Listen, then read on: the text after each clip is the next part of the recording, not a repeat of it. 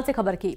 सौरभ शर्मा पर सबसे बड़ा खुलासा हुआ है। सूत्रों के हवाले से खबर है, जहां परिवहन विभाग में थी सौरभ की तगड़ी पकड़, अधिकारियों की मैदानी पोस्टिंग कराता था सौरभ के जरिए हो जाती थी जिला स्तर की पोस्टिंग। एक रिश्तेदार के परिवहन मुख्यालय में होने की खबर है। सौरभ की डायरी में हर दिन 2.5 करोड़ लेन देन का हिसाब है।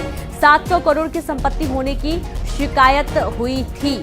बड़ी जानकारी है भोपाल से। सौरभ शर्मा इस वक्त काफी चर्चाओं में बना हुआ है और आप ये देखिए कि मध्य प्रदेश में सौरभ ने अच्छी खासी पकड़ बना रखी थी।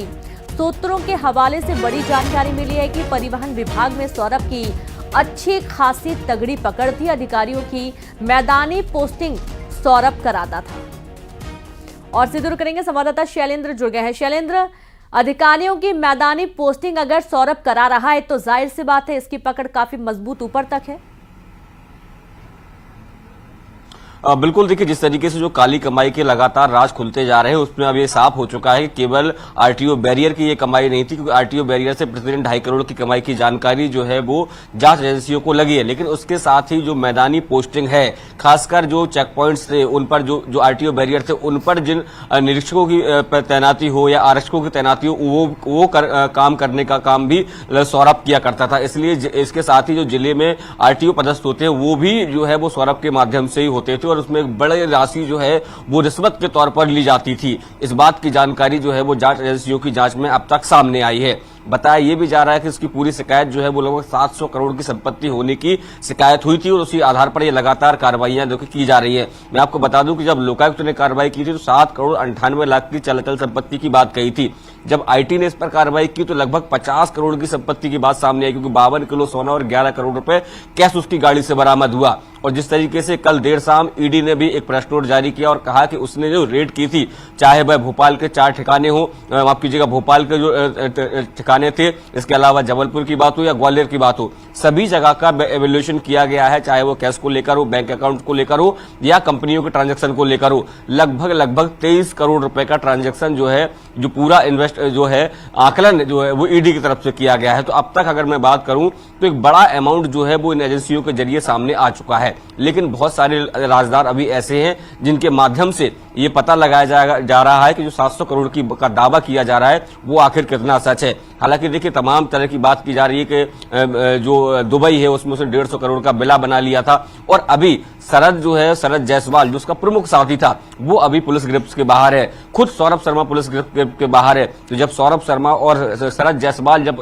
पुलिस की गिरफ्त में आएंगे तो कई महत्वपूर्ण राज खुलेंगे। यानी आप समझ सकते हैं उसका रसूख कि किसी आरटीओ अगर पोस्टिंग पानी है तो पूर्व आरक्षक सौरभ शर्मा से उसको संपर्क करना होता था और उसके एवज में एक बड़ा अमाउंट जो है वो आरटीओ उसको देता था। यानी सीधे तौर पर इस काली कमाई में एक बड़ा चेहरा जो है वो सौरभ शर्मा बन चुका था। बिल्कुल बिल्कुल, और शुक्रिया आपका शैलेंद्र तमाम जानकारी के लिए। और इस तरीके से सौरभ के खिलाफ और भी कई एविडेंस सामने आ रहे हैं, कई चौंकाने वाले खुलासे हो रहे हैं और एक ही बड़ा मामला सामने जहां सौरभ की पकड़ कहां तक थी इसका अंदाजा आप इससे लगा सकते हैं कि किसी भी अधिकारी की अगर पोस्टिंग करानी है तो वो सौरभ से संपर्क करता था।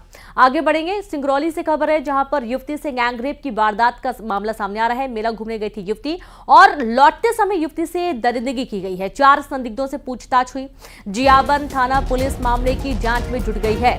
बड़ी खबर सिंगरौली से है जहां युवती से गैंगरेप की वारदात को अंजाम दिया गया। मेला घूमने गई थी युवती, लौटते समय युवती से दरिंदगी की गई। 4 संदिग्धों से पूछताछ जारी है। जियाबंद थाना पुलिस मामले की तफ्तीश में जुट गई है।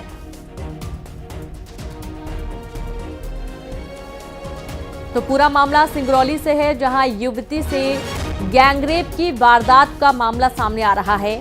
युवती मेला घूमने गई थी और लौटते समय युवती से दरिंदगी हुई। 4 संदिग्धों से पूछताछ की जा रही है। जियाबंद थाना पुलिस मामले की तफ्तीश में जुट गई है। बड़ी खबर आपको दे रहे हैं सिंगरौली से।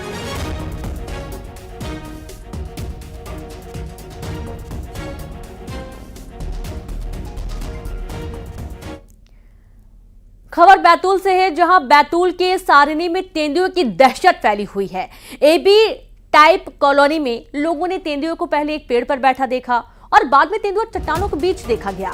लोगों का कहना है कि कॉलोनी के कुत्तों को शिकार करने के लिए तेंदुआ आया होगा। कॉलोनी के लोगों ने वन विभाग को सूचना दे दी है। बड़ी खबर आपको दे रहे हैं, बैतूल के सारणी में तेंदुए की दहशत बनी हुई है। एबी टाइप कॉलोनी में लोगों ने तेंदुए को पहले एक पेड़ पर बैठा देखा और उसके बाद तेंदुआ चट्टानों के बीच देखा गया।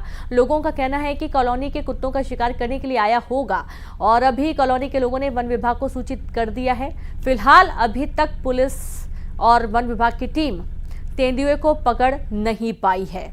चट्टान के पास तेंदुआ बैठा हुआ नजर आया है।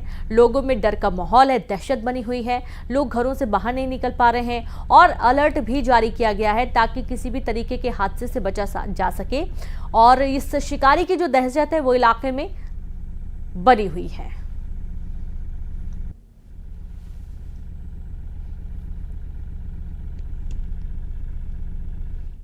धान खरीदी केंद्रों में किस कदर लापरवाही होती है, कैसे राजस्व को चूना लगाया जाता है, इसकी एक बहुत बड़ी तस्वीर निकलकर सामने आ रही है सीधी से। जहां सीधी में धान खरीदी केंद्रों में बड़ी लापरवाही के चलते खुले में रखी लाखों क्विंटल से अधिक धान बारिश में भीग गई।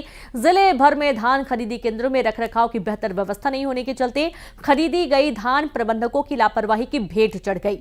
ज्यादातर खरीदी केंद्रों में बारदाना में भरी गई धान की सिलाई तक नहीं हो पाई और इतना ही नहीं, बारदानों में 40 किलो की जगह 42 किलो धान भरी गई है और इनको सिलने में परेशानी भी हो रही है। खरीदी केंद्र प्रबंधक श्रमिकों को लगवाकर बारदाना में भरी अधिक धान को कम कराकर सिलाई करने में लगा हुआ है। और इस बीच बिगड़े मौसम को लेकर 2 दिनों के लिए जिला प्रशासन ने खरीदी को भी टाला है, लेकिन जानकारी के बाद भी खरीदी जा चुकी उपज खुले में पड़ी हुई है, जिसका अब कोई जवाब नहीं दे पा रहा है।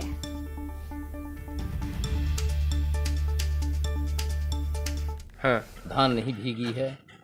अब बरसात में कहीं थोड़ा बहुत लग गई तो नहीं कहा था, लेकिन दैनिक व्यवस्था कराया हूँ। कल पूरा दिन यही था मैं कि धान भीगने न पाए। पूरी पन्नी लगवाए हैं सर, देख लीजिए यहाँ से वहाँ तक, क्योंकि जो हमारा अंदर जाने वाली धान है ये किसानों की धान है। इधर जितनी है उधर अगर देखा जाए तो आपके बोरे खुले हुए हैं, पानी में धान भरी हुई है। नहीं, देखिए उसमें किसानों की धान, वो अपनी व्यवस्था बना रहे हैं। किसान तो इधर रखे हुए, पीछे की तरफ आपकी धान रखी हुई है। नहीं, देखिए पन्नी लगी है सर, तो कम से कम। और आपके पास वेयर हाउस है, वेयर हाउस में धान नहीं रखी गई। 6 दिन से अलर्ट जारी है। अलर्ट जारी है, काम चालू है। 17,000 धान अंदर जा चुकी है। 8,000 हमारी धान भी जो है ये बाहर है। भोपाल में यूनियन कार्बाइड के जहरीले कचरे को पीथमपुर में जलाया जाना है। भोपाल से इंदौर के पीथमपुर कचरा रात में लाया जाएगा और इसके लिए ग्रीन कॉरिडोर बनाया जाएगा। इस बीच पीथमपुर में कचरा नष्ट करने का विरोध भी हो रहा है। एमजीएम के एलुमनाई संगठन ने हाईकोर्ट के इंदौर बेंच में याचिका लगाई है। याचिका पर आज सुनवाई हो सकती है और इससे पहले 2015 में 10 टन कचरा नष्ट किया गया था। कोर्ट के आदेश पर कचरे को नष्ट किया गया था। तो भोपाल में यूनियन कार्बाइड के जहरीले कचरे को पीथमपुर में जलाया जाना है। भोपाल से इंदौर के पीथमपुर कचरा रात में लाया जाएगा और इसके लिए ग्रीन कॉरिडोर बनाया जाएगा।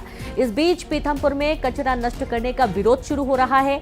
एमजीएम के एलुमनाई संगठन ने हाईकोर्ट के इंदौर बेंच में याचिका लगाई है।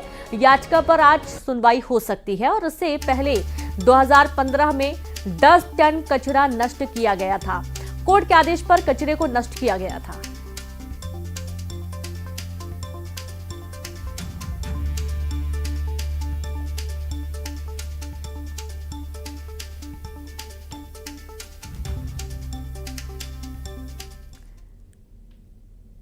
दोस्तों के साथ पचमढ़ी घूमने गई भोपाल की मेडिकल छात्रा की मौत हो गई। आशंका जताई जा रही है कि छात्रा की मौत हार्ट अटैक के चलते हुई है। छात्रा निजी मेडिकल कॉलेज में एमबीबीएस फर्स्ट ईयर की छात्रा थी और वो अवधपुर स्थित गैलेक्सी सिटी में रहती थी। छात्रा के पिता रेलवे में कार्यरत हैं। बड़ी खबर आपको दे रहे हैं, जहां भोपाल से जहां पचमढ़ी घूमने गई मेडिकल की छात्रा की मौत हो गई और आशंका जताई जा रही है कि जो छात्रा है उसकी हार्ट अटैक से मौत हुई है। छात्रा निजी मेडिकल कॉलेज में एमबीबीएस फर्स्ट ईयर की छात्रा थी और वो अवधपुर स्थित गैलेक्सी सिटी में रहती थी। छात्रा के पिता रेलवे में कार्यरत हैं।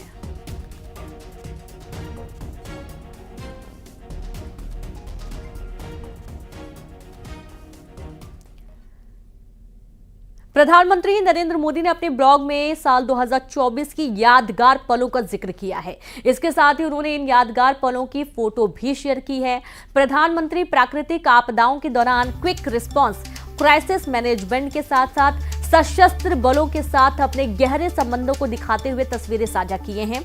अयोध्या में रामलला की प्राण प्रतिष्ठा और पटना साहिब गुरुद्वारे में सेवा की तस्वीरें भी शेयर की गई हैं। साथ ही G20 समेत यूक्रेन यात्रा, 2024 के लोकसभा चुनाव प्रचार अभियान, सैनिकों के साथ दिवाली और फ्रांस के राष्ट्रपति को UPI के बारे में बताते हुए प्रधानमंत्री मोदी की फोटो शेयर की गई है। तस्वीरों के जरिए पीएम मोदी के लद्दाख दौरे और कन्याकुमारी में विवेकानंद रॉक मेमोरियल में सूर्य नमस्कार के यादगार पलों को फिर से सामने रखा गया है। इसमें गयाना में एक पेड़ मां के नाम का अभियान भी शामिल है और इसी साल मोदी ने तीसरी बार प्रधानमंत्री के तौर पर शपथ भी ली है।